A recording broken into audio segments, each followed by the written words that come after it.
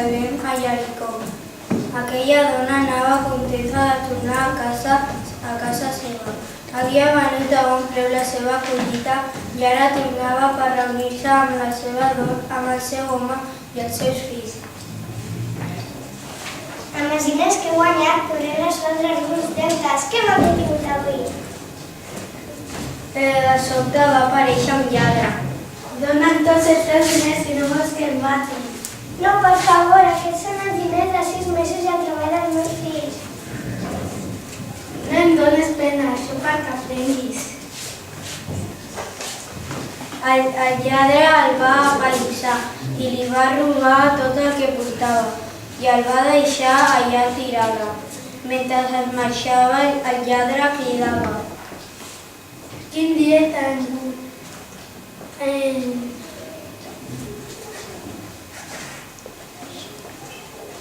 He guanyat molts diners, marxaré ràpid abans que vingui i algú i em vegi. Quan va passar una estona, va passar per allà un sacerdot de Jericó que viatjava a Jerusalem. De sobte va veure la pallissa tirada a terra. Què serà això? Serà un animal mort o un home? Segur que és un home borratxo. Que deu perdre el lloc de marxar. I va marxar sense mirar enrere. Quan va passar una estona, va passar per allà un levita, un d'aquells que tenen com a ofici ensenyar al poble els manaments de Déu. De sobte va veure alguna cosa tirada a terra. Què serà allò tirat d'allà? És una dona. Qui serà aquella pobra dona? Segur que són una d'aquelles que no respecten la llei de Déu. Si m'escoltessin més, no passarien aquestes coses. Que el Déu em perdoni, jo he de marxar. I al cap d'una estona va passar per allà una samaritana, una dona que no creia en Déu i des que mai posa un peu en un temple. Va girar el cap i va veure la pobra pallissa tirada a terra. Es va apropar a ella. Tu, què t'ha passat? Està normalitat, no t'ha fet això. Pobra dona, no sé quanta estona portes aquí tirada, segur que no passa ningú. No et preocupis, jo t'ajungaré.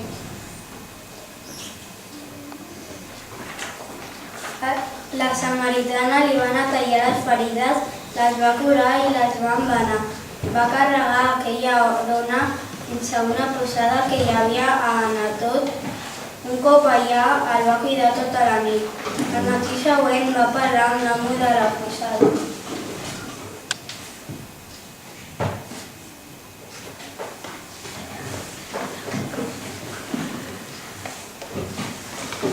Avui jo he de marxar, però aquesta dona no pot marxar-se.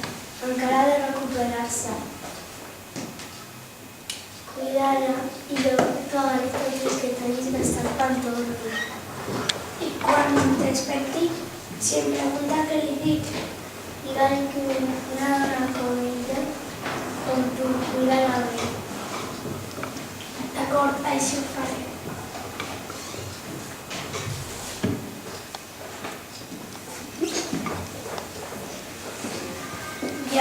I aquella samaritana va seguir el seu camí. Després d'escoltar aquella paràbola, I diríeu que va actuar bé? Qui és aquell que va estimar l'altre?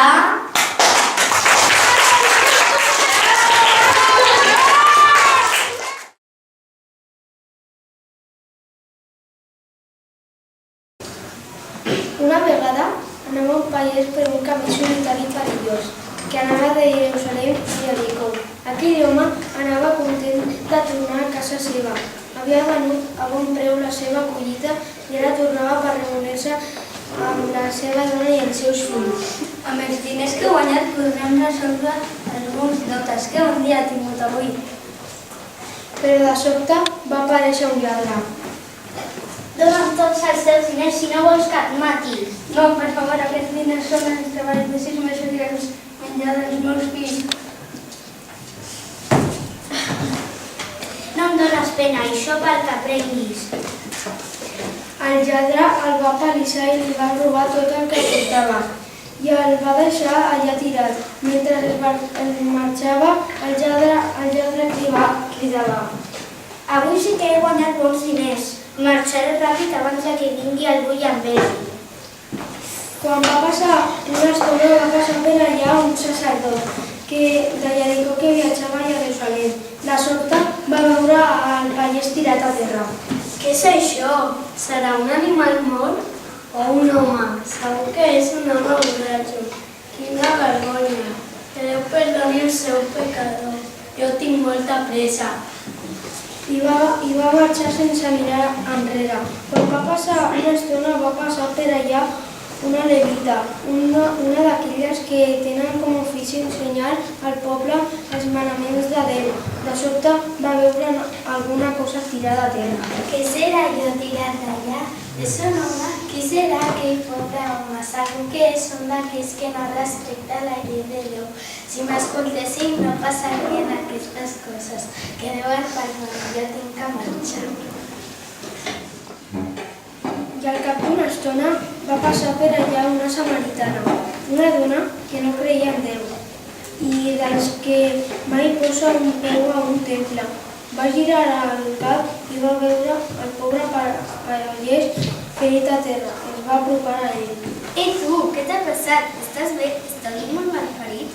Pobre home, no sé quanta estona portes aquí tirat. Segur que no ha passat ningú. Tranquil, jo t'ajudaré. La samaritana li va netejar les ferides, les va curar i les va embenar. Va carregar aquell home fins a una posada que hi havia a Natot. Un cop allà, el va cuidar tota la nit. Al matí següent va parlar amb l'amo de la posada. Amic, jo he de marxar-me, però aquest home no pot marxar-se. Ha de recuperar-se. Cuida't i jo et pagaré tots els diners que t'hagis gastat quan torno. Cuida't bé. Això ho faré.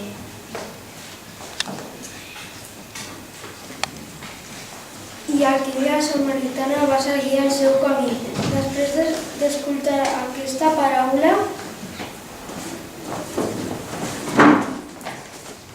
qui diria que va actuar bé? que Si no saber que va estimar l'altre?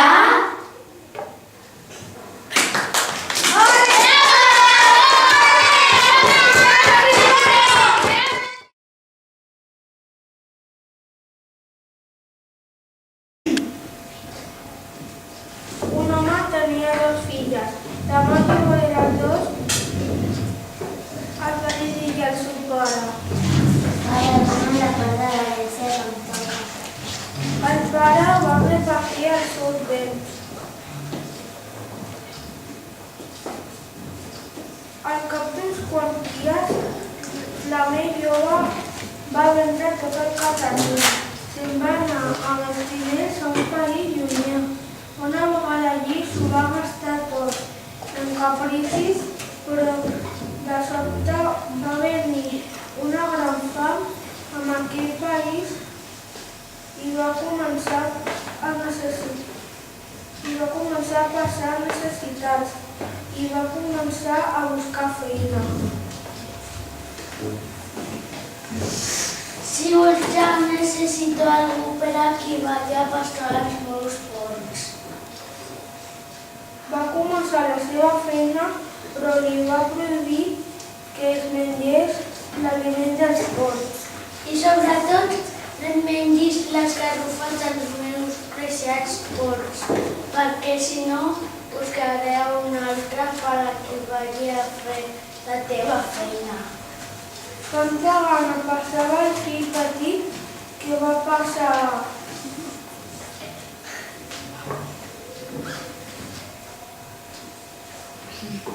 Quants jornalers del meu pare tenen pa de sobre i jo aquí m'estic morint de fam. Aniré a trobar el meu pare i li diré: pare, he pecat contra el cel i contra tu. Ja no mereixo que em digui fill teu. Exactament com un dels teus jornalers. i s'anà a trobar pare. Va caminar molt fins a arribar prop de la casa del seu pare. Llavors el seu pare el va veure de lluny i s'il·lusiona moltíssim. Correga i llança al seu coll i el besa. Pare, he pecat contra tu. Jo no mereixo que em diguin fill. Criats de pressa, porteu el millor vestit i poseu-li el meu fill. I feu el mateix amb l'anell i les sandàlies. Porteu el bada i regimenteu-lo. Els menjarem tots junts i farem una gran festa.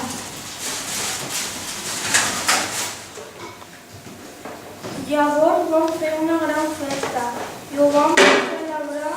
Mentrestant, el fill gran era al camp. Quan la tornava s'acostava a la casa, va sentir músiques i ball i cridava un dels criats per preguntar-li què passava. Tu, criada, què és tota aquesta festa? El teu germà ha estimat i el teu pare l'ha retrobat amb bona salut. Ja fem matar d'ella.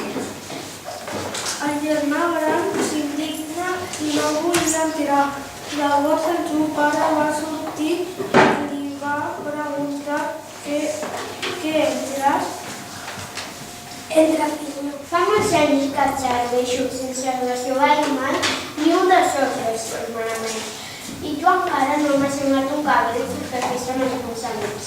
En canvi, quan ha tornat aquest fill teu al qual s'ha malgastat tota la fortuna que li vas donar, t'has fet matar els altres. Entra, fill meu. Tu sempre ets el mi. I tot el que és meu és teu. Però calia celebrar-te, perquè aquest germà teu estava mort i ha tornat a la vida. Estava perdut i l'hem retrobat.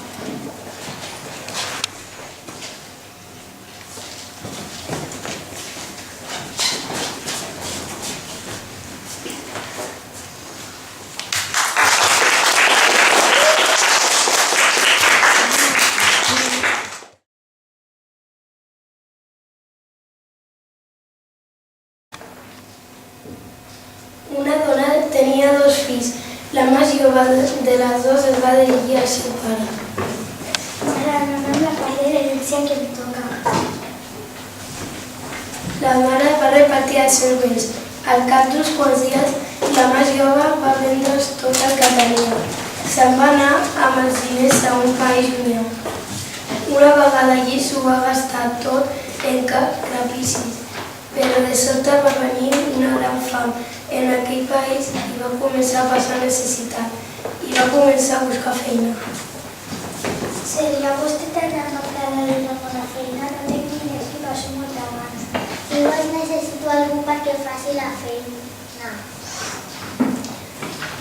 Va començar la seva feina, però li van prohibir que es mengés l'aliment dels porcs. I sobretot no mengis les garrofes dels meus estimats perquè si no buscaré un altre perquè faci la feina. Tanta gana passava el fill petit que va pensar. És una alegria la meva mare, tenen pa de sobre, si no aquí podem a la fam. Aniré a trobar la meva mare i li diré: he pecat contra cel i contra tu, jo no mereixo que vinguin filla teva, tracta't com un estudi una nena. I se n'anà a trobar la seva mare. Va caminar molt fins a arribar a prop de casa de la seva mare.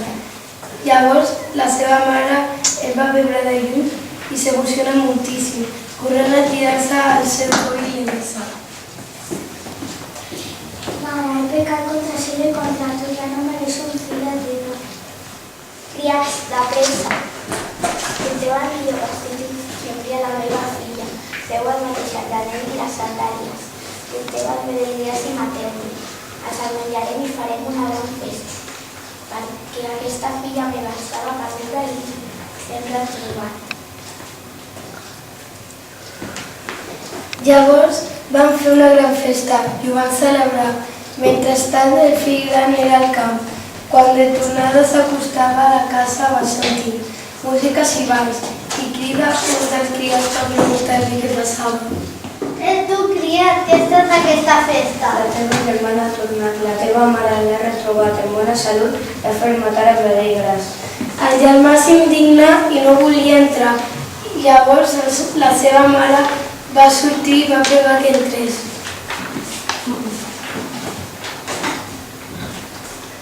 Entra, fill meu, el teu germà ha tornat.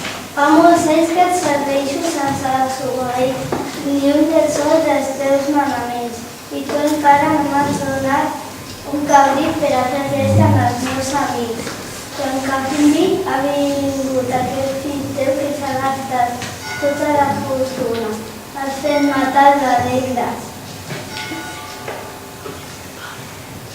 Fill, tu sempre ets amb mi i tot el que és meu és teu, però calia celebrar-ho i alegrar-se perquè aquesta germana teva estava morta i a tu